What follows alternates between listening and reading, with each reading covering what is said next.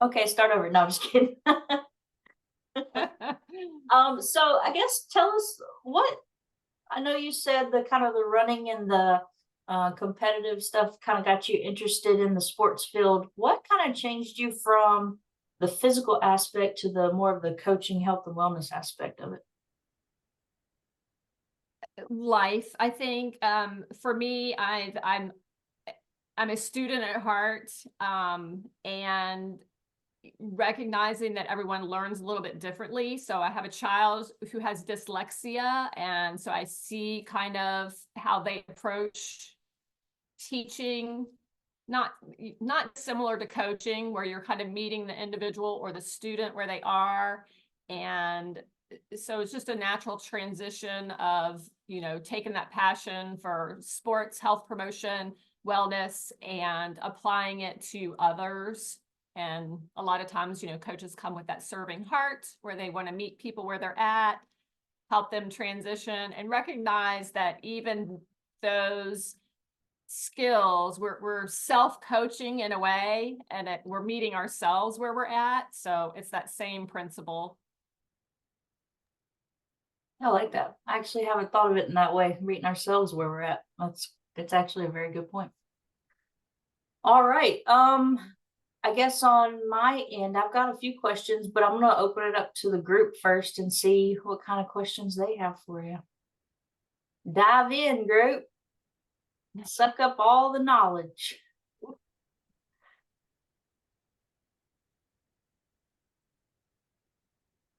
Nice to see you, Patricia. My name is Shade. I live in Lagos, and I'm just getting into the groove of coaching. And this is my first official course. I want to ask you, how do you navigate the challenges of the coaching industry? If you go on the social media, there's so many different coaches out there, and it could be quite inundating. So how do you really streamline what area of coaching you really want to go into, that will make impact to people? Yeah, that's a great question. And it's kind of two-pronged. I mean, from an entrepreneurial aspect, they'll encourage you to niche into an area of specialization. But if you're new to it and you don't really know, then I kind of started where you teach a little bit broader so that like, yes, I like this, no, I don't like that. So depending on your specialty might be, or areas of interest, you can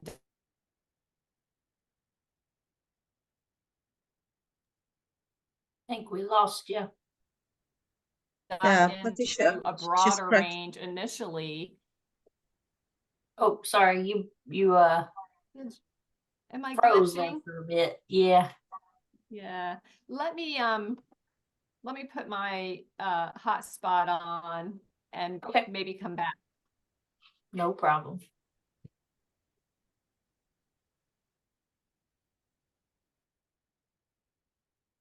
Your specialty might be initially, and that kind of out of. If I take off my video, are you able to hear me? Yes. A lot better. Yeah. Yeah. Okay. I'm going to leave my video off, just hoping if it is, then just Haley or somebody put your hands up and say, stop, stop, because I can see you guys. It was a great question. I was basically saying that, to maybe quiet the noise if it's overwhelming, but then also don't be afraid to explore, especially as it's new, because that's where I and lots of people gain the what I like, what I don't like. So if you have an area of specialization that you're interested in and you're new to it, you're going to explore it more. And then that helps us weed out or navigate towards, that area of interest that we enjoy. So I'm not sure if that answers your question, but if that kind of helps. Yeah. Yeah, it does. Because sometimes you see all sorts of coaches online and they're all saying different things, you know, and then you're thinking to yourself, how am I going to jump into this big ocean, you know? But yeah. Well, and a lot of times, you know, the oceans that we're swimming in, because we're healthcare providers, our news feed, especially in social media, gets flooded with more of the same. But in actuality, there's so many individuals who don't have access to the areas of, you know, interest that show up on our feed. So it might just be a matter of, you know, bridging, you know, like, just as an example, you know, health with, sewing. Like if someone had an interest in sewing, you're gonna focus more interest in sewing, and then those people, you know, naturally have health interests that you can step in and help them as a coach. So, you know, you're probably getting a lot of social media flooding because you're liking things that speak to your current area of interest. But if you broaden out and kind of look at other areas such as sewing or dog walking or, you know, whatever whatever it happens to be, you're going to find that it's not quite as noisy. Thank you.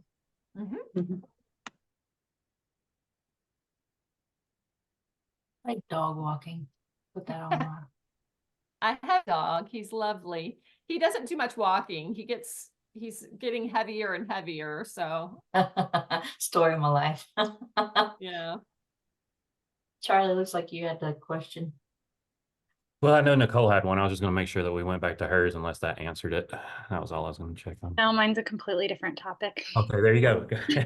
Okay, so I guess my understanding is with your history of being an elite athlete and kind of doing that really disciplined activity of marathoning, have you worked a lot with others that are very disciplined in their sport and wellness in that arena, I guess?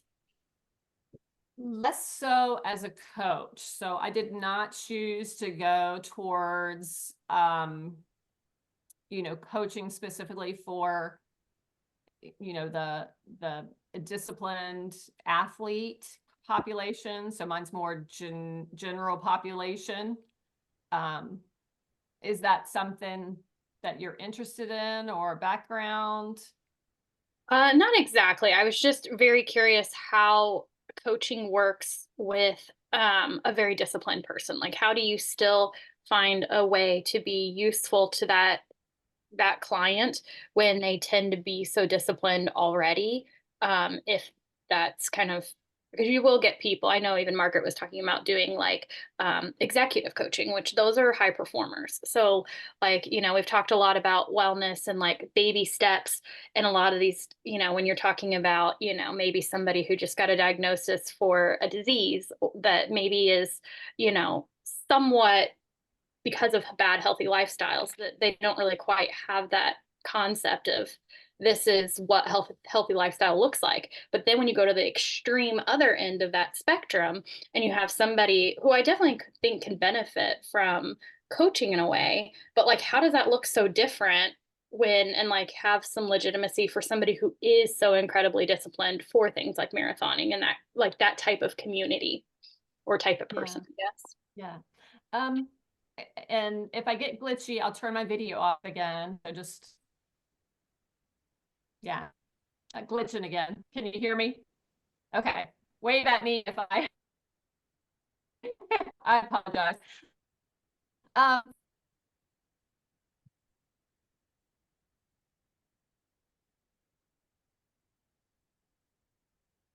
Air that's in a silo. So they're probably applying those strengths. Not working. There you Okay. go. Thank you. Okay. They're probably applying strengths that they have into the silo of, you know, sports performance or executive CEO level, C-suite type performance, but they may not be applying it to, you know, that new diagnoses, and they need some help you know, taking those skill sets and applying it to a new area. Or they may need to, you know, help in looking at different baskets. You know, if you look at wellness holistically, you're going to have relationship baskets, health and fitness or sports performance baskets, maybe entrepreneurial or financial baskets, or whatever rock that they want to work on. So you're going to try to, you know, coach highlighting their attributes or their strengths, and then, you know, helping them transition those strengths into whatever area. You know, they're human just like us. And sometimes it's, you know, they're so dedicated in one area that other areas are where they're kind of falling apart and where they need that help. I hear Sound my like a voice little squeaking. chipmunk was talking over you there for a second. You're good though.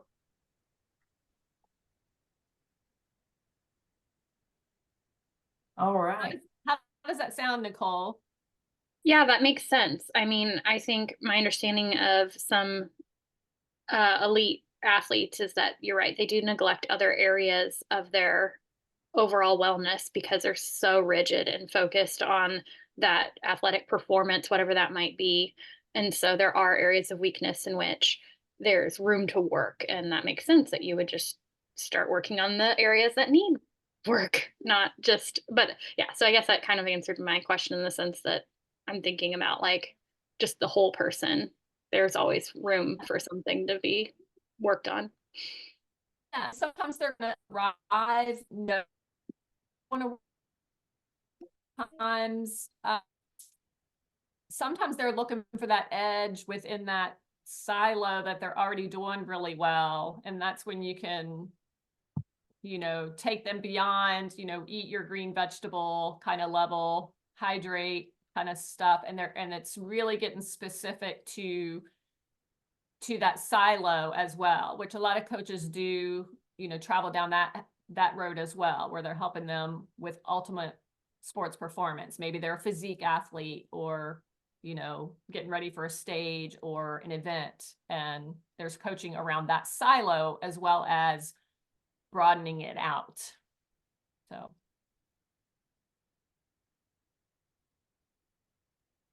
Very good insight. All right, what else you Good. got? I was going to say, did that answer your question, Nicole? Yeah, I think it all makes sense. I just needed to process like, because my thought is like, well, why would an elite athlete need coaching? They're already so disciplined. But like, yeah, they still there's statistics that they actually neglect relationships and other things because they're so disciplined. So it makes sense that there would still be an area of coaching in which that isn't just health and wellness, but like the wellness part, not exactly the health, like your physical body situation, but more of like the relationship side of it. Yeah, I'll just add onto this is typically there is a high divorce rate with high performers, always, right?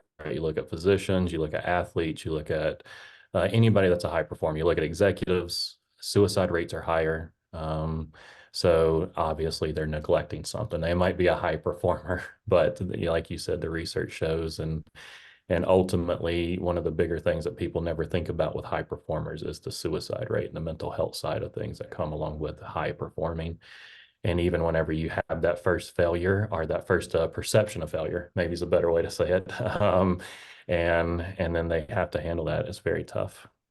So I think working with high performers, maybe that the approach is almost like Patricia said, was, you know, you're working with the high performing aspect of it. But, you know, that personal health inventory or that whole health inventory, whatever y'all end up using, really starts to open up the conversation about those social things, right? And then using those motivational interviewing skills to say, well, why is that important to you? And, you know, getting into the weeds of that, I think will open up the door. And I think we've mentioned this before too, is a lot of folks have no idea what they're coming to coaching for. And it's up to you to also facilitate that conversation in a meaningful way for that client. Which I think is also powerful for us to do, and taking that look from that that immediate look of they're here for a high performing thing, what athletes are, they're here to further their leadership skills or whatever it is. And those are the things that starts the conversation, but it's the broader conversations that makes us health and wellness coaches and makes us different than the rest of the field. So anyway, I just wanted to add that piece on there. Sorry. Oh, good addition. All right. What other questions you guys have? Good job so far. These are good questions. If nobody has one, I had one. And this one's probably more to do with, these folks are getting ready to take these coaching skills out into the real world. But more importantly, beyond that, I know you've talked a little bit about entrepreneurship and kind of narrowing down what your targets, maybe not target population, but kind of what it is target population. You're narrowing down that target population. I guess really, is there a way for your private practice? Was there a way, maybe not the population itself, but was there a way that you approached your business structure and those types of things in a meaningful way to help gain clarity, also for peace of mind of you that your company's taken care of, you're moving in the right direction? I guess really, what was your approach in starting that private practice and kind of thinking forward of this is how I'm going to grow my clientele, things like that? Because I think that might be meaningful for these folks too, from a private practice standpoint. But anyway, I don't know if you had any insights on that. Yeah. I'm two things that come to mind.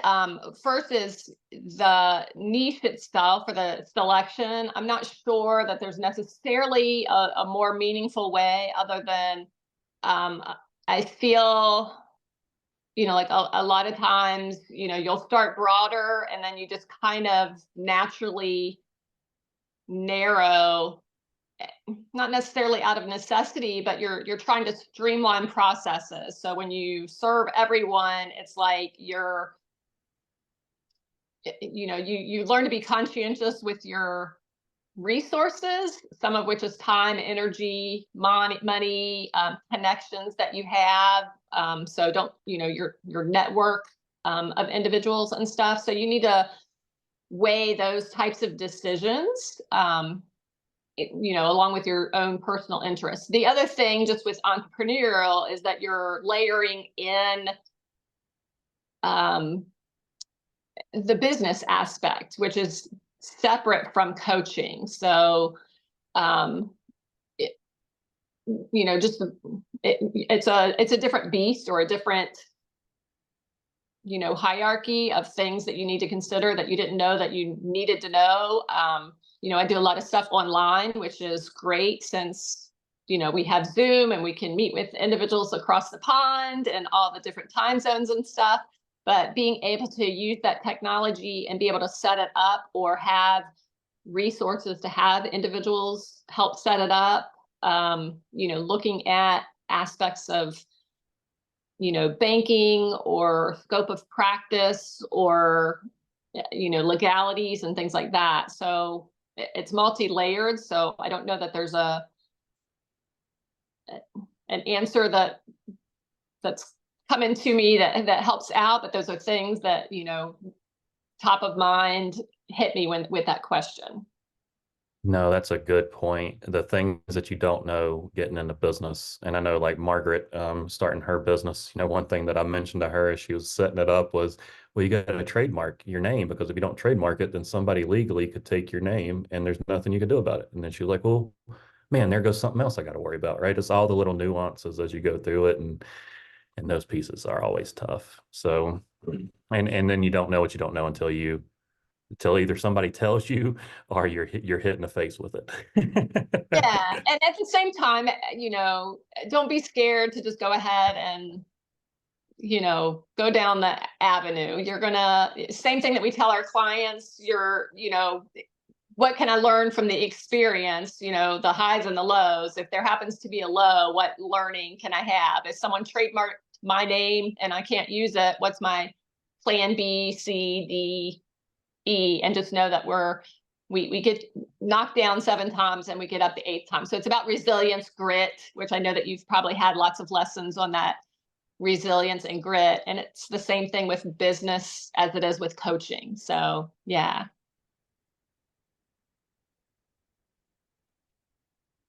Well, now I Yeah. feel like we're just having a conversation, but if anybody wants to, wants to chime in, you know, because you just said something about the grit. You know, one thing that we did do is we did a grit assessment. We talked about grit one day and did those types of things. And even talking about grit, you know, you can use that a grit assessment as you're looking into this, as you're coming up on those challenges, right? Is now you have a tool that can help you overcome those challenges, or know what those challenges are. I shouldn't say overcome it, because the tool's not going to help you do it, but it'll show you, hey, I hate reaching out to people. I see on this grit scale, I'm not a communicator, right? So now you know on social media, you're gonna have a barrier. So partner with somebody there, right? So another thing with these strength finders and everything that we've done in this course, you have assessments that give you guidance on how you could approach your business too.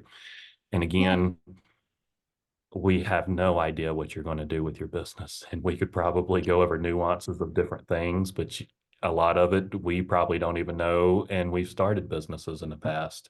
But I think the biggest piece, and I'll use this, and I know a lot of people here, I don't know if Brian's was able to join or not.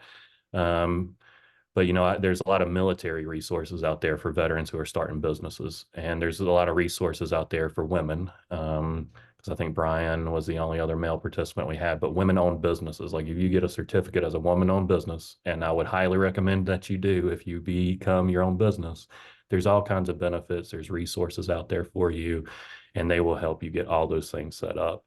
So what I will say, and what I was trying to get at was, I went through a military entrepreneurial training, and one thing that they said is the likelihood that your small business will be in business 5 years from the time you start it up is less than 30%, right?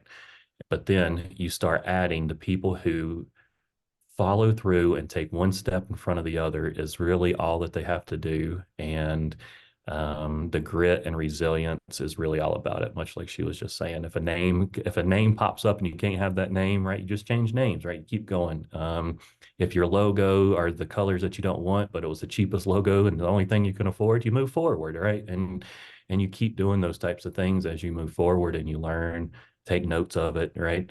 And then continue to build, because it will be the resilience that gets you through that 5-year hump. Now, I'll say businesses who make it to that 5-year mark that stay in business beyond that, I forget what the number is, but you know, it's like over 70%, right? So you automatically increase once you get to that 5-year mark, your chances of staying in business by something like 40-some%, just automatically by showing up, right?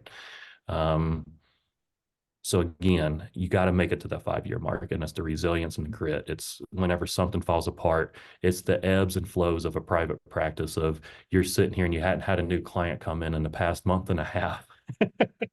and you're like, I got to give up, right? Oh no, I got to stop. And instead you keep going, right? You go back out, you advertise, you get back to social media, you do those things. And those are the people who will still be in business 5 years from now, and potentially 10, 15, 20 years from now. So anyway, sorry, that probably went on a bit. No, I love it. And it's definitely the simple plus consistency that's, that lets individuals get to that, 5-year mark or beyond.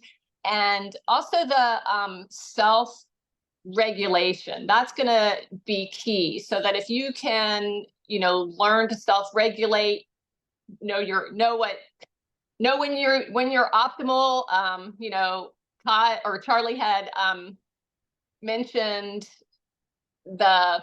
knowing yourself. Do you like to be on social media or not? Well, maybe you're not in front of the camera person, but maybe your avenue is to write blog kind of, maybe that's where you shine, being able to put it on paper.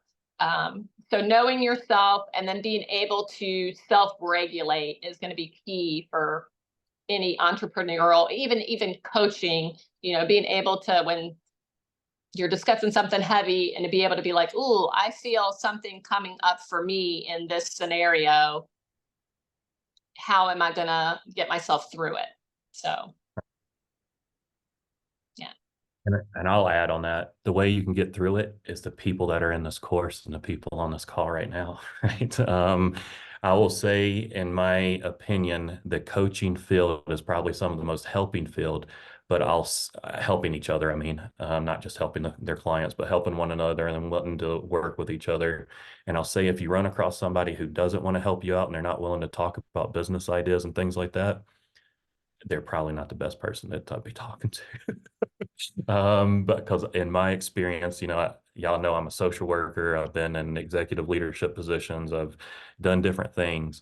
And in my opinion, this is the one field to where you can almost reach out to anybody and say, hey, I got a question. And it could almost be direct competition with that person, and they're still going to give you the answer. Whereas most fields, they don't do that, right? It's a huge competition. So lean on the fields, lean on these Facebook groups, lean on LinkedIn groups. I mean, I still go in and ask questions on some of those, right? And I still keep in touch with some people too. So anyway, I just want to add that piece in there because I think that is huge, is we are in one field that is growing. And I think Todd said it maybe the last session or the session before that we had, is this is still a new field. We are the experts. We are the ground people, right? There might have been some people before us, but at the end of the day, this is turning into implementation phase, and we are the experts in this, right? As the field grows even more, and a year from now, I forget how many we have now, but let's say in a year from now, it's grown 150% in the field. We were the ones that were there 150% ago, right? Like, people will be looking to us for answers and how we're growing this field and how we're doing things. So another thing to think about as you're going through this and you feel like I'm not the expert in this, you are the expert, right? Just over 10,000 right now of coaches, Todd said, right? So, that's pretty small for a discipline that's also now getting ready to be reimbursable through Medicare, right? You look at a social work field, you look at a physician field, you look at anything else that's already reimbursable, and there's hundreds of thousands of those disciplines in those fields. Right now, we're at 10,000. So 10,000 people, out of 10,000 people, in 5 years from now, whenever our field grows to be over 100,000 certified coaches, y'all were one of the first 10,000 coaches, right? I mean, keep that in mind as you're growing and building this. Like, we're all learning as we grow, but by God, in 5 years, y'all are going to be the subject matter experts whenever this field grows to be 100,000 or 150,000, 200,000 clinicians or coaches nationwide. People are going to be looking at you all, and you might be on a panel talking about, man, whenever I was so scared, whenever I was sitting on a panel thinking about my business and, man, how I'm going to fumble and mess this up, and you'll be able to really talk people through that. Anyway, I just want to also harp on that, is we are still a young field, but it is a field that is growing and moving in the right direction, because that Medicare reimbursement, the health savings account reimbursement, all those things are going to lead to more avenues for reimbursement in the future, meaning other insurance companies. If it's not insurance companies, it'll be employers. It'll be somebody, because the value's being seen. Anyway, I'll stop there on that and see if anybody has any other questions or comments or anything. Thank you, Charlie. I'm learning a whole lot this afternoon. Thank you for all the wonderful points. One key thing is resilience. You just have to keep going. You can't afford to give up. And I know that, the future is bright. I wanted to ask this question. At what point do you really think you want to start your own business? I'm thinking, it's my first course. I want to do the exam and get certified. I want to get the experience. At what point do you really think you're ready to go on your own and start your own business or start your own practice? What would give you that nudge that, okay, I'm all set to go solo? How do you get to that point in this industry? I don't know if that question was for me or Patricia, but I'll take the first stab at it. And I feel like y'all probably know me enough by now, and I know Haley laughed a moment that she said that you asked that, because for my answer to you will be, there's no better time than right now, right? You should be, this is something else that I'll tell you. Sade, you had a master's in counseling, right? Is that right? So the first time you counseled somebody, were you ready that day that you did it on your own, independent, probably not a supervisor anymore, not anything? Were you ready that day? Maybe I was 50% ready. I was still very scared, but I went for it. That's right. That's right. So that's what I'll leave you with is, if you wait until you think you're 100% ready, it'll be too late. If you wait until you think you're 80% ready, more than likely it's going to be too late. And in my opinion, there's no better time to start than right now. And like I said before, you have the resources of us, right? Like, I know some of y'all may not know this, but literally I just popped up a business within a week, and got it Medicare approved. We are going through the credentialing process with coaches, and I have no freaking idea what I'm doing, Sade. I don't want to make it sound like I do. It may sound like I do because I'm still moving forward and I have an idea, but a vision is only as good as the actions that you're willing to put behind it. And if you wait until that vision is ready, that you're ready to put action behind it, that vision has changed, right? So there's no better time than today. And to start a website and move one foot in front of the other. One thing that I was going to say is you kind of were talking to something that I forgot to mention whenever I was talking about Brian being here, being a military person. The reason why people pump so much money into service disabled veteran-owned businesses in the federal government is because those businesses are more successful than any other small businesses. Why? In my opinion, is because military really knows how to step one foot in front of the other and keep going. Whenever they're hit with, that name change, right? Nicole just stole my name and she's running her own business. She's now ran off and doing whatever over here. The resiliency that the military has tends to be able to be like, all right, well, whatever, I'll just call it, revenge on Nicole Day is what it's going to be. And then I'm going to call my business that, right? And so again, I think it's really knowing yourself. So I say there's no better time than today. You also need to know yourself, right? You also need to know that you got those prepared things. If you do not want to be on social media, then you got that person that's going to be that. And if you're not doing that, then you got the plan. I would imagine if y'all have followed anything on the Wellness Effect, you never seen my face on the Wellness Effect unless it was a picture, right? I wasn't doing videos. I wasn't doing anything. But I'll tell you, we grew our LinkedIn account to astronomical numbers, and we never posted a thing about our videos, our faces in it, right? So I say astronomical numbers. It's like 1,600, but that's still really good for a business that's only been in effect for, less than a year, and a name. So I'll say we can definitely talk about it, and I'll say Sade and anybody else on here that's struggling with that start date is, again, there's no better time than today. Don't be afraid, and just keep putting one foot in front of the other. And then whenever you feel like it, that you feel that pit in your stomach, like I have no freaking idea what I am doing. Remember that is 100% what every other entrepreneur started. And even if you think about your past times of seeing that first counseling patient on your own without supervision, without anybody, without nothing, how scared, and how even whenever you felt like you were doing good and then you're doing good and then you get that patient who just wasn't listening, wasn't doing anything, and then it makes you just slam right back down and feel horrible again, right? You've already been through it. So I think the time is now. Anyway. I'll stop there and let anybody else chime in. Yeah. I'm glad I'm sitting in on the conversation. So we all need to hear this. We're all in the same journey. I'd say, the clarity comes with the action.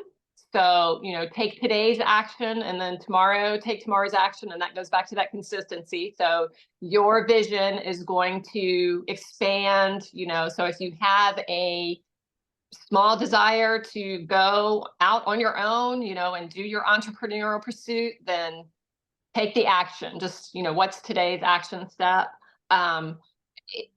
If social media, like social media is so in our face right now, but I would also, recommend look at your local network as well. So there are lots of opportunities, 100-mile radius from each of your house where you can tap into what you need.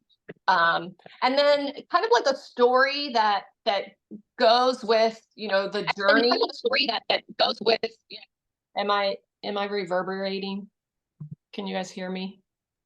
Yeah, I can hear you just fine. I just want to make sure I'm getting echoey. you know, like the stages for, and I'm sure that you guys have, you know, kind of discussed this in some manner, but you can equate it to bike riding. So we're all going through the same stages of unconscious incompetence. We don't know what we don't know. So we're riding the bike. We see our big brother riding the bike. Hey, I want to get on the bike. I want to learn how to ride that. That looks really fun.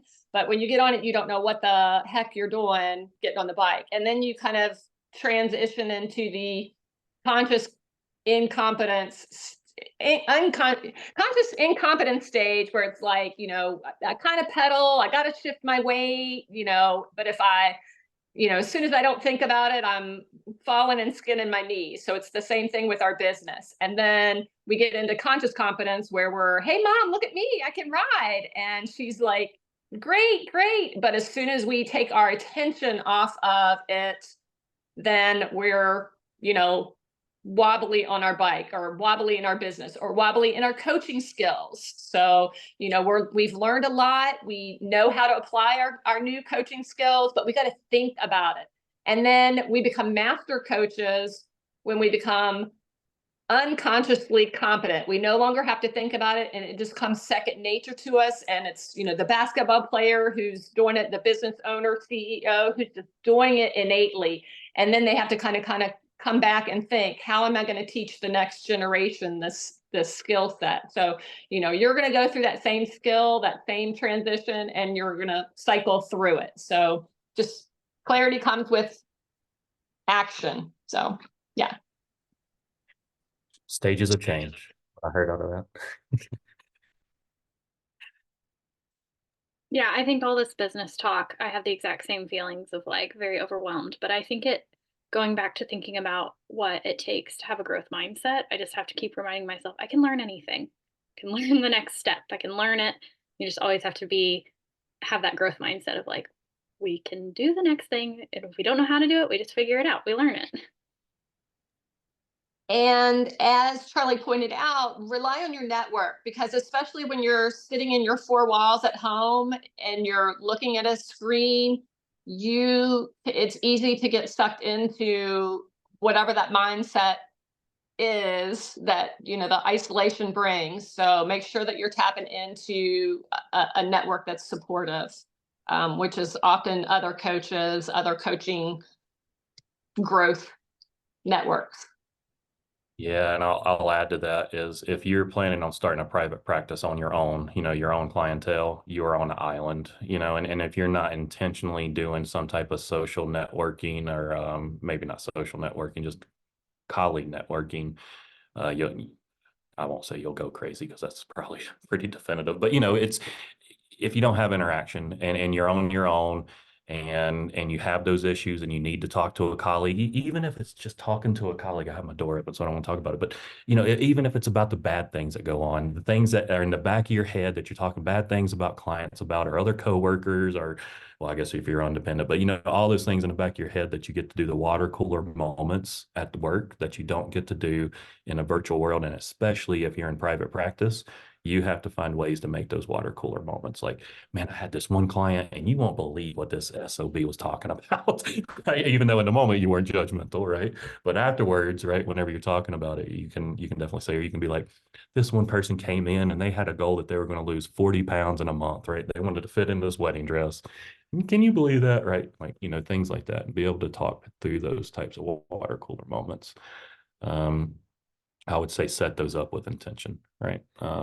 And with people that, you know, can understand to talk, right? Because that's really what it's about to be. Very judgmental, but but it's true. We have those thoughts, and I think whenever we talk about that unconscious bias and those different things, we always have to keep that in mind to have those conversations out loud. And if we don't, because remember, the unbiased bias conversation, right, is awareness. And if we're always in our own bubble, in our own private practice, we're not talking to colleagues, you know, again, that's going to be a very challenging thing to overcome, a cognitive bias, if you never talk to anybody about our other colleagues. Let's see, any other questions? Because of course I have more. My one question was more about your doctorate. So you said you have your doctorate in health, disease, and prevention, or was it just health promotion? It's through actually Rocky Mountain, and it's health promotion. So my bachelor's is in physical education and health, and then I have a master's in exercise physiology, and then health promotion and wellness. So kind of always, tapped into it started with the running. I was a high school cross country runner, distance runner. Got on the cross country team, got on the track team, did the 5Ks, 10Ks on a track, which is usually when everybody goes and takes their break or whatever, when the 6 miles on a track. And then, just continued to pursue it, and always knew that education is kind of, we're a lifelong learner. So for me, it's really, knowing myself, it's that if I could give one piece of information, you already know more than enough. So if you enjoy education, fine, go ahead, and obviously we want to stay current and we want to keep continuing, but enough to help other people. So stop hiding behind the I don't know enough kind of imposter syndrome, and just get out there and fall down with your clients and go forward with that. So yeah, that's great advice. So Just I thought need of a recording of that. Say that again, No, go Nicole. Just need a recording of that so that we can just play it on a daily basis. You are more than Like, welcome to reach out to me, and I will, we'll feed off of each other all the time. So Yeah. if that's your glitch, then I got you covered. you leave like a mentor meeting or a class and you're like, oh, I can do this. There's a possibility. And then, 2 days later, you're like, what am I doing? I can't do this. So like you just absolutely. So just, Nicole, think about yourself and know that, like when we make the sale, yay, I made 10 clients, and then we go 6 months and we're kind of dry. It's that same, it's 80-10-10 rule. 10% of the time we're flying high with, we ate the vegetables, we drank the water, we met the goal. 10% of the time we're in the depths of like, oh, I'll never, I'm never going to lose the weight. I'm never going to fit into the dress, for the wedding dress or whatever. I'm never going to get my next client. And then it's 80% is the winter. How we show up and plant our seeds in winter and be able to regulate during that 80%. 20% of our effort is going to give us 80% of the results. So it's, probably as a new entrepreneurial, it's the conversations that we have, the network, the support that we can gain, the conversations that we can have, and the follow-up that we do, that consistency of, putting out there. So, enough, you are enough, get out there and, take today's step, have conversations. Even if you have to do it for free, I'm not a big advocate of free, but even just to, practice those conversations with the coffee barista, asking the questions, listening, all those skills that you've learned. If that's where you're at, go for it. Before I let Todd ask his question, I just want to say I almost feel like the motto for this would be, you know enough, you are enough. That's what I'm taking out of what was just said. You are enough and you know enough, right? So I like that. Go ahead, Todd. Sorry. I just wanted to throw that in there before you. It's not as much of a question, but just hearing Patricia and Charlie talk, it just reminded me of something, and I've shared this with people before. In a previous life, I was a drill sergeant in the Army.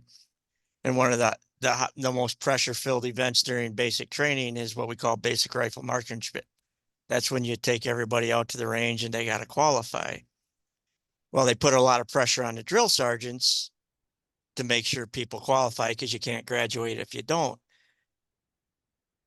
Other people would be out there the night before until lights out, until 9-10 o'clock, be drilling people through process and steps. After dinner chow every night before they had to go qualify, I'd take everybody into the barracks, into their bay. I'd sit them down and I'd just basically tell them, trust the process. The Army's been qualifying people since 1775 with a issued weapon. And I'd be willing to bet a lot of the people that have qualified are dumber and worse than you are. That's a little drill sergeant speak. I go, trust the process. The rest of the night is yours. And I'd leave. I had high BRM 3 cycles in a row doing that. And I invite everybody here, you know, trust the process. Understand that it is a process. Knowing part of the process is setbacks. But that's where you get as much of your growth. I mean, if everything was rainbows and unicorns, life wouldn't be any fun. Right.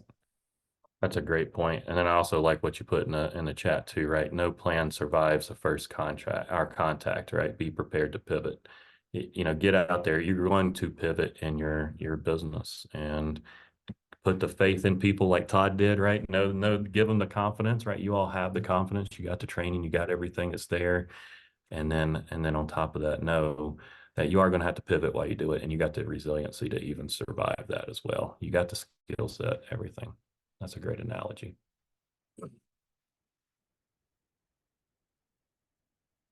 Oh, Patricia, I think you're muted. Sorry.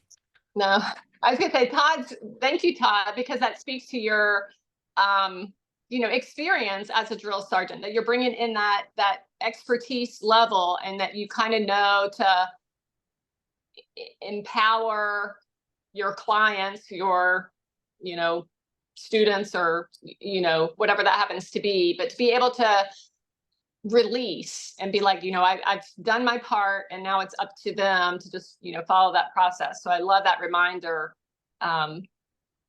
for, implementation, I guess. Oh, sorry. Did anybody have anything else? I just feel like the chat has turned into maybe some t-shirt ideas for the class.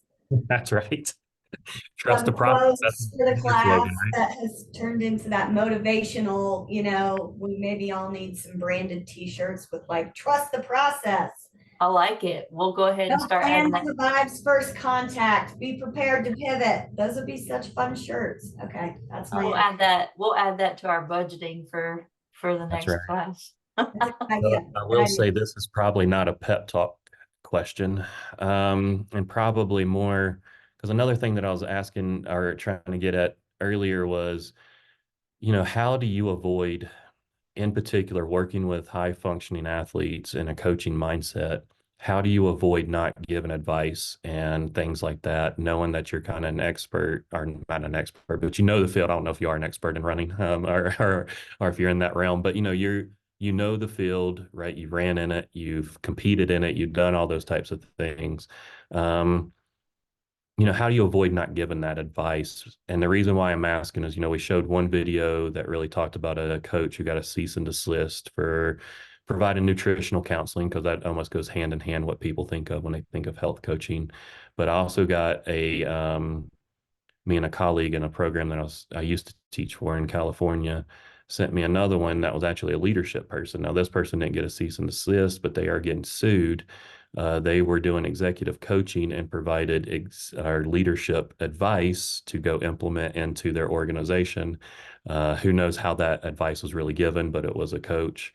And now that coach is being sued. And, we were talking all different kinds of pieces to that, right? Like, you're getting covered by liability and you're operating under the scope. If you provide advice, is that liability company even going to cover you for your insurance because you then practiced outside of your scope? So there's so many different questions that pose to us of things of why, of other outcomes. But really, from your perspective, or for these students, or for everybody, is really, how do we avoid making recommendations / giving advice, especially whenever we're narrowing down our population into an area that is probably somewhat meaningful to us, meaning that we probably have our opinions, we have our biases going into it, of how people should probably train, or how much they should run, how much they should rest, just for that analogy. But I'm sure whatever you're trying to narrow down your population into, there's an area that you'll be able to provide that advice. How do you avoid it? How do you stop it? How do you make it a conscious thing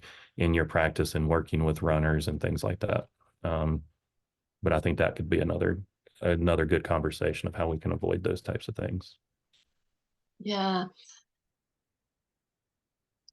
I'm assuming you want me to answer. If you have an answer, because I think it's Um, right. Good.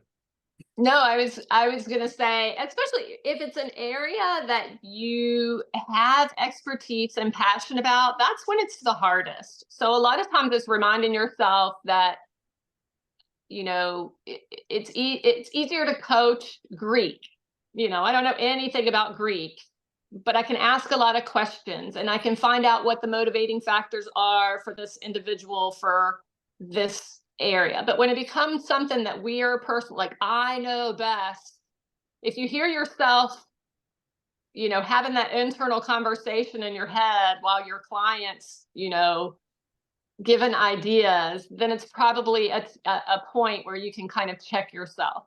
Also, if there are, because there are some areas where it's crossed over, you know, like you might be a personal trainer and a coach. You just need to make sure that you're setting up your boundaries. So if you have coaching and business CEO expertise where you're consulting and you're marrying them, you just need to be very clear up front before you get into it that, you know, they both exist within this or they both don't, and then you have to kind of wrap your head around that. But it's almost easier to, you know, coach on something that's Greek, for lack of a better word, because then you can just, you know, concentrate on the skills and the journey of behavior change that's required. When it becomes something that's personal to you, you're probably hearing that voice in your head, and it's time to make that decision. Is this something that is within scope of practice and something that I've communicated clearly up front prior to having the conversation?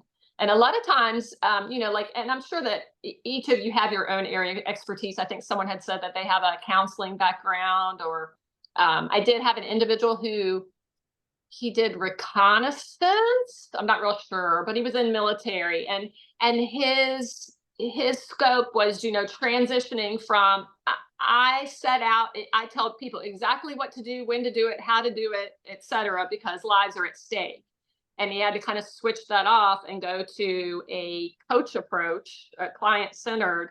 And it was a real transition for him because he's like, you know, one is life and death, and this is how it needs to be. And the other one is client decision making, you know, helping enable or, you know, helping them through that. So it's really just, you know, kind of having that internal dialogue of like, which role do I need to play in this scenario? And was I clear up front?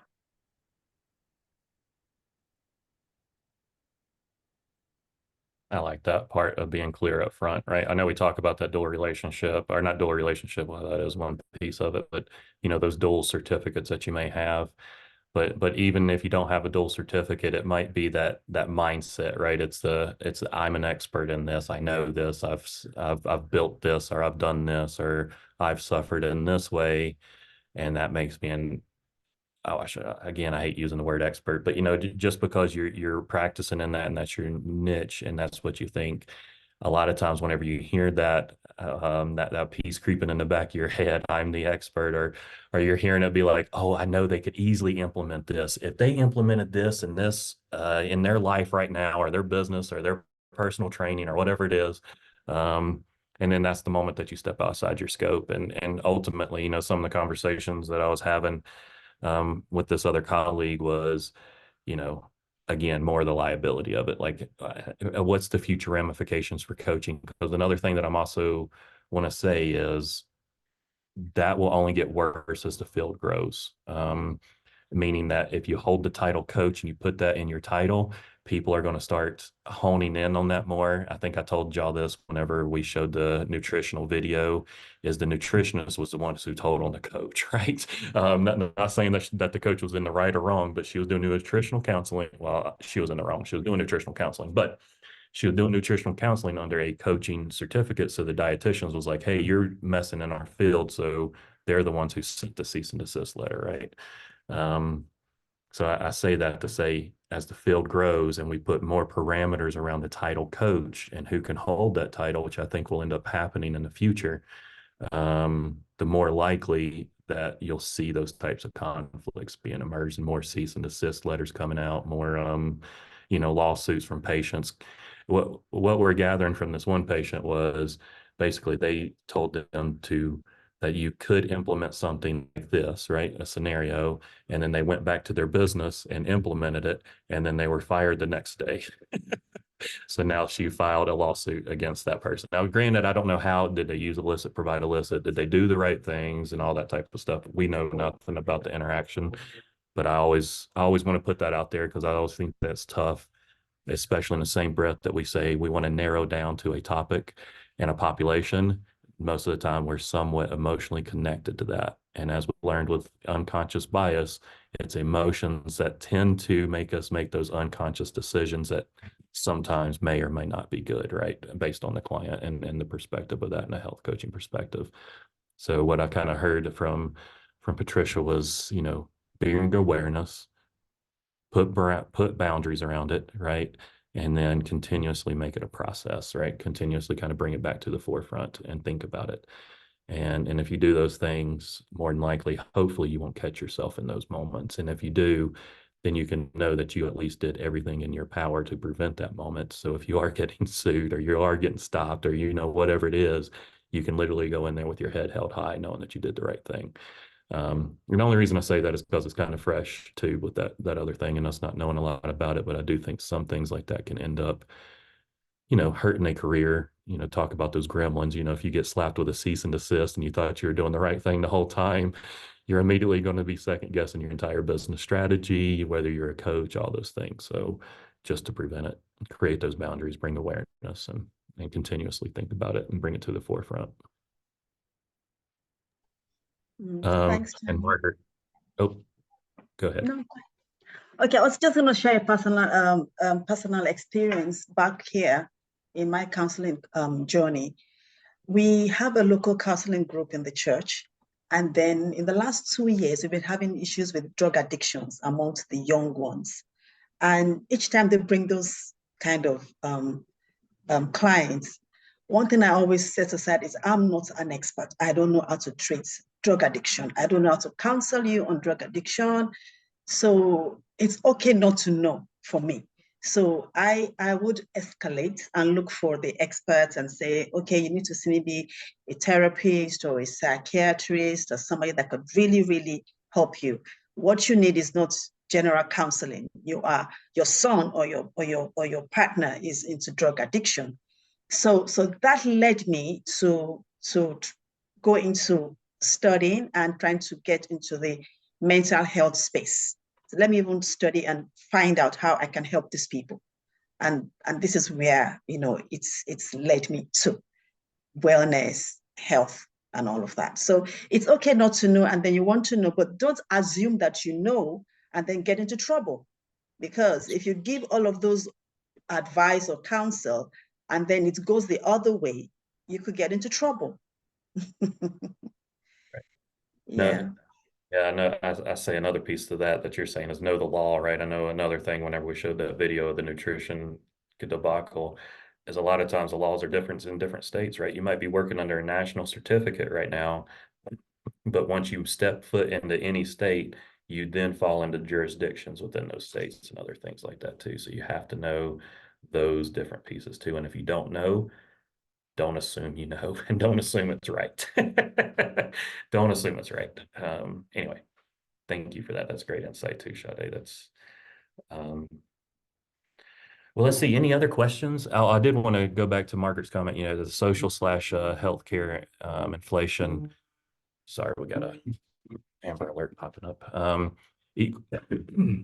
Equals more litigation environment, which is just unfortunately, right? We know healthcare is a big place to where, litigation happens on a regular basis. A lot of legal things happen in healthcare because there's lives that are involved in people's livelihoods.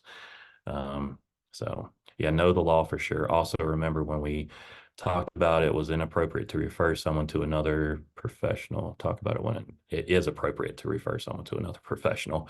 There's nothing wrong with referring somebody. I was like, why are you not referring them? I don't understand. But yes, appropriate. Yeah, you have to, and again, I'll add this too, and maybe this is another thing we talked about, using your own network and things like that, but also have your referral network, right? Have a mental health counseling team that you know of that's local. Have a physical therapy team, right, that you could refer to. Have, whenever you think about the circle of health and you think about those components of self-care, have almost a network in each one of those of professionals that you can refer to, because you're not the expert in those areas. And if it boils down to it that they need an expert and they've crossed over that threshold, to be able to refer them. You're not going to be able to refer somebody if you hadn't already thought about it. You're going to be looking in the metaphorical yellow pages. For those people who remember the yellow pages, you're going to be flipping through them trying to find somebody, and you have zero idea if that's a good person. So get to know those people too, right? Make sure that they're doing good services, they're following up, and they align. I'll say this, I don't necessarily feel strongly about this, but make sure they align with your your philosophy and the way you approach things, not your anatomy. But make sure that they align with the way you think about things, since I can't talk today. But make sure that they align with your philosophy and the way that you practice. Again, if they don't, but at least make sure they're doing evidence-based practicing, right? If it is a traditional medical model and you're like, I don't like that, but they do good work, right? And even tell your clients that. I know we talked about that before, but I think that's very important for people to do, especially in a private practice as you're building your business. As Charlie said that, it reminds me, I know some of you have talked to me about that initial contract, right? That initial paperwork you sit down with your client and have conversations about beforehand. So a lot of these conversations can happen at the beginning. Go ahead and let them know that you may recommend that they go see another professional if it's out of your scope. Go ahead and have those hard conversations up front, so it makes it a much easier transition for them. Something else though, just to keep in mind, I like to have their physical address, where they are when they're meeting with me, as well as an emergency contact. Because in this virtual world, something may be going on with them and they need help right away. You want to have a way of contacting somebody that's close to them that can be there, and also having an address if you need to call 911 for them or whatever needs to happen. We do live in a world where suicidal ideation is a real thing, and they may be having a bad day, and that's not a place you want to be stuck and not have a way to get them help. So just some things I thought of as Charlie was saying that. I mean, I think bringing up the suicidal piece is huge. And you all know I talk a lot about this space, mainly because I sit on a contract, that reports to the White House, implementing the national strategy for suicide prevention. And I'll say one of the most important things to remember if you're working with suicidal patients or somebody who's had suicidal ideations, the number one indicator to prevent somebody from committing suicide is lethal means safety. So many times people put in a safety plan to do this coping skill or do that coping skill. Research drastically shows that that is not an appropriate safety plan. The most appropriate safety plan is the golden hour, to get somebody the time between stimulus and response, right? I know people's probably heard that saying. It's basically the moment that somebody has said that they're going to kill themselves. If you can create an hour between that time frame, it is, I want to say, I forget the number off the top of my head, but it's like, let's just use 75 because that's a good number, 75% less likely that they'll take action on it. But I want to say it's around 76, 78. It's not quite 80%. So you increase that drastically by creating that golden hour, which means, how do you focus on lethal means safety as a health coach? That is upstream mentalities, right? So whenever you really think about upstream mentalities to prevent that moment, think of those moments. And whenever I say upstream, what is the number one upstream thing that you can do whenever you are talking with patients in general, is to have a conversation around suicide. Have your policy there, have everything there. And in that policy, in my opinion, the number one thing you should focus on is lethal means safety. And in lethal means safety, you can do simple things like tell them to put, another big thing that we run into with certain populations, is they don't want to lock their guns up for safety, right? They want it out. They still want to do that, which doesn't help with safety. Safety means, or lethal means safety. So the things that you could do for lethal means safety is to have them put a picture of their family on their gun box, right? That's an upstream mentality that you can have a conversation with whenever they're not in crisis. That could have an upstream mentality as a health coach, right? As a health coach, just having the conversation. Are you thinking about suicide? Here goes my policy. If you are thinking about it, here it is. Here goes the 8988 numbers. Here goes, everything that you would need.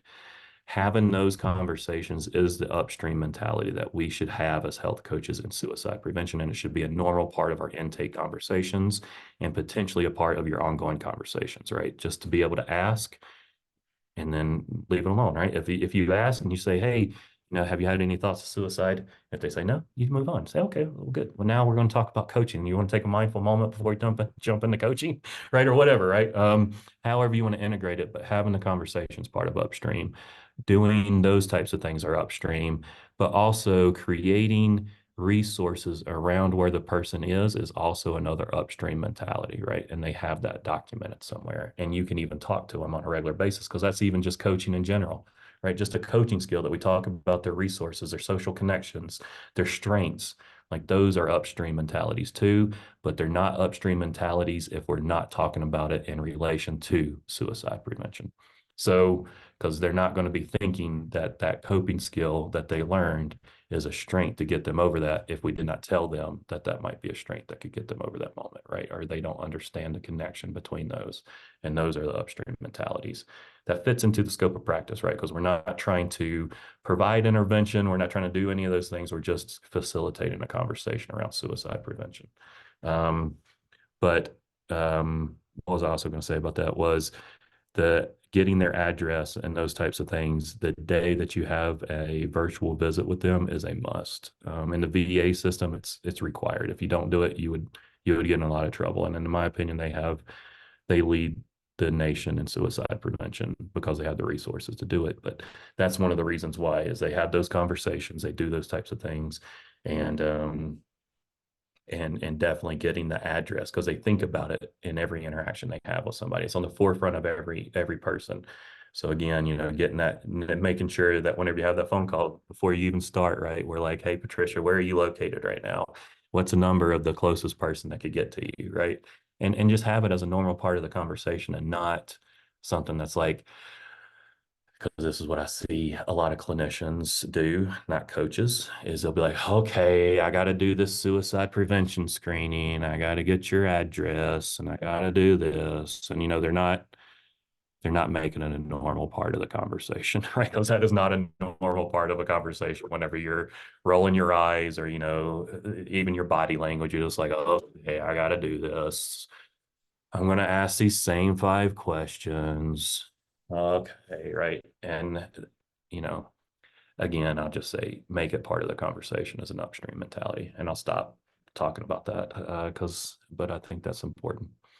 So thanks, Haley, for bringing that up to virtual visits. You definitely need that plan, but it's also peace of mind for you because what I'll say is this has never happened to me, but there's probably nothing scarier than somebody on the phone or in the Zoom call and they say, I'm going to end my life, and they hang up that Zoom call, right?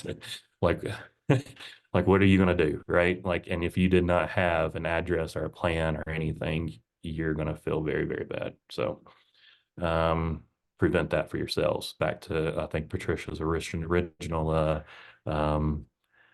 point was, know yourself and that self-care mentality, right? Of you're going through the coaching mentality yourself. Like you need to know yourself through that process, and protecting yourself in those moments will also be very helpful. So, all right.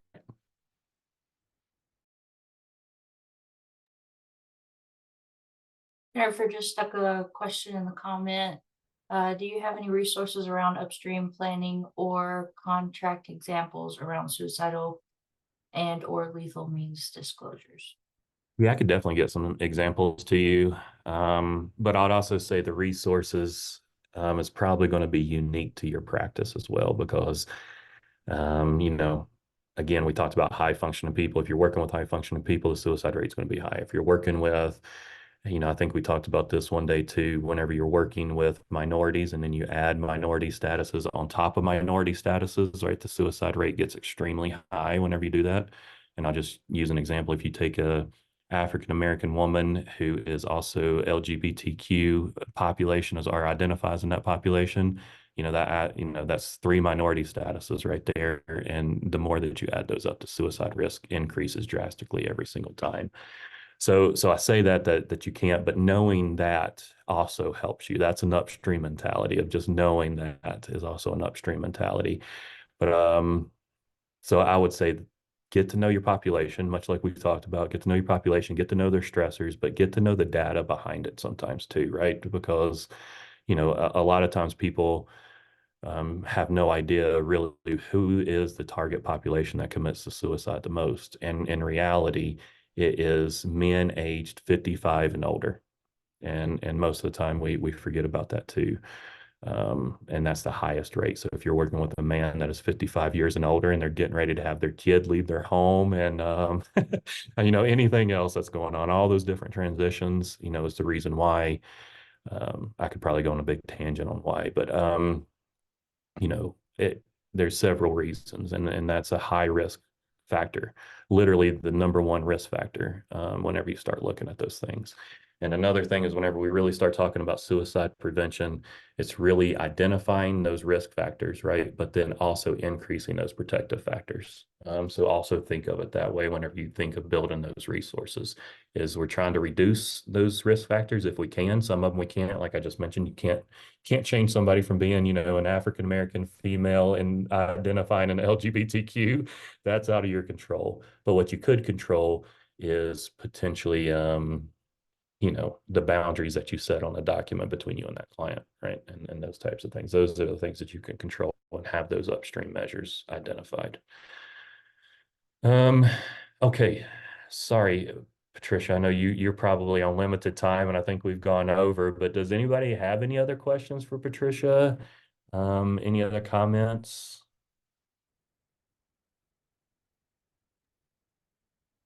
I think this naturally led to maybe this question. And I'd like to get your insight on it, but what are some of the things that you do to help prevent potentially taking on the emotions of the client if it's something deep? Or what do you do to prevent burnout for yourself with coaching?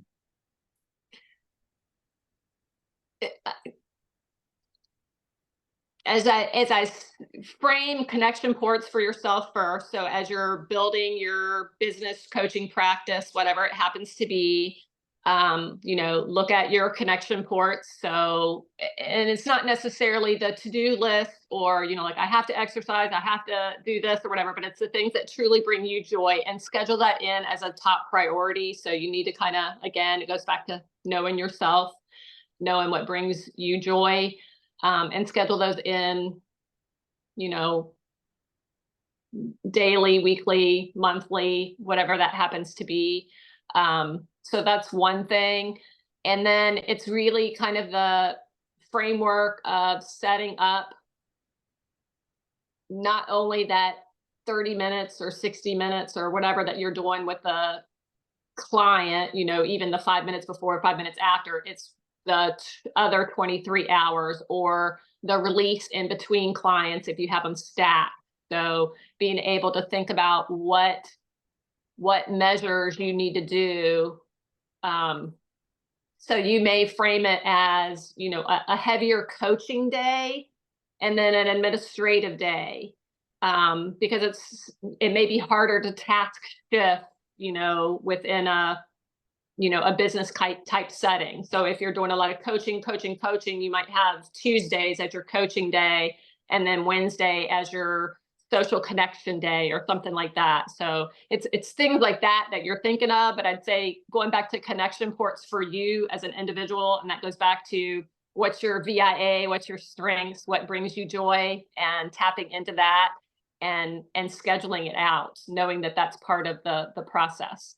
I will say that, with the whole conversation for, suicide prevention, nutrition, counseling, the drug addictions, et cetera, you're really tapping into competencies 3.0 within the health framework, that as a coach, and I can almost see where, Todd and Haley can create a continuing education class on, this upstream, downstream for, how coaches can, to support them in that implementation. So I could see a continuing ed class around that type of framework. But to look at that, whatever, sleep, drug addiction, diabetes prevention, whatever it happens to be able to know what are the red flags, what are the things that we need to know, blood pressure, whatever it happens to be, and building our skills. We don't need to be experts in them, but we need to, continue to dive into the best evidence-based information and, going back to that elicit, provide, elicit. Tell me about your thoughts around XYZ. What do you already know about XYZ? Is it okay if I share, asking permission, things like that. So just really diving into that. So thank you so much for inviting me here today. I'm excited to, see new faces that are diving into coaching, and I know it's graduation time for you guys, so I know it's just the launch pad, and you're going to do great things as your careers take off. So thank you. Thank you for being here today and taking the time to answer questions and give your insights, because it's really helpful. They hear myself, Charlie, Todd, they hear us all day, every day saying what we're saying, but it's nice to have other voices come in and give some insight. So we really appreciate you taking the time today. Well, I appreciate the opportunity to come and share what little knowledge I can add to the conversation, but I'm excited for each of you all, because it just brings passion to be like, oh, here's another group that are going after it, and you know enough, you are enough. Please reach out. You know who I am. If you want to make a connection, you just kind of plant the seeds and get after it. So thank you. Yeah, Thank you, Patricia. Thank you. Yeah. Anything else? No, thank you so much for being here. This was awesome. Oh, actually, Tom, stand up. Sorry. I just wanted to build on something that Patricia said. That balance piece is critically important. And the other thing, I got 8 coaches that work for me. And with our clientele in the VA, they oftentimes hear the things that Haley alluded to, and the coach will come to me and they'll be expressing that, and I'll just reflect back. You held the pace, you held that space for another human being. I'll reflect. The greatest gift you can give somebody is truly listen to understand. It's that perspective and shift that truly coaching can be empowering. It can lift things off your shoulders, and that that acceptance piece, that I can accept that I can be here. I can hear what this person's saying and what they went through. I don't have to take it all in. I mean, I don't have to make it mine, but I can allow them to it's that slight little shift with that can really allow you to go with that. But the balance is important, scheduling, having time between patients and stuff too. But I mean, I know when I've experienced those sessions where people, have trusted me enough to say things, it's it's empowering for me. It makes me feel like I'm doing what I'm supposed to be doing. Yeah. I love the reflection aspect of it during the session, because it's basically the mirror, that and sometimes it's the water where it's a little murky at first and you want it to kind of get a little clearer for them. And that's the same mirror that we hold out to ourselves when we're offering reflection. So that's holding that space for our clients is a lovely image for how to reset and, just know that we can have that space for them. Do you have a website for your business that we could know and explore? I do not. You could go and find one, but it hasn't been updated for eon. So I'm a non-web website individual at the moment. So primarily doing education stuff. So all of my clients are hidden in the virtual world at the moment. Is And Nicole, there, I'll say I was gonna show the website that I just built not too long ago and kind of walk everybody through how to build a Already web. explored your website. Okay. is there a Yeah. email that you prefer if they were to want to reach out to you? Yeah. Yeah. Not to put you on the spot. I'm going through all of my emails. You can get on Facebook and you can find Dr. Trish. That'd probably be the easiest, or even with Instagram. So I'm kind of Dr. Trish everywhere. So if you kind of Google me, you'll see that. And you can just kind of friend me and let me know how I know. You just say, hey, with Haley and Charlie, we kind of met, and then I'll know if you're,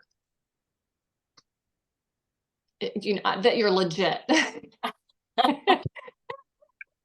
You're not a Dr. troll. Remind me. I need lots of I always told Haley when we were doing, I can do it. I just need reminders because girl brain here, but I just need the reminders for like, how do I know? Paint the picture for me. So repetitive tendency, doing the same thing over and over works well for me. So yeah, it's the different learning styles from the dyslexia version. So. All right. Well, we appreciate you so much again. Thank you so much. And I know you're gonna jump in. Congratulations. Thank you, Haley and Charlie, for inviting me in. Thank you, Todd. Thank you, everyone. It's been a joy, and I look forward to making connections. So all the best, and I will click out. So thank you. Thank you. All right. Thank you. Bye. Charlie, do you feel like it's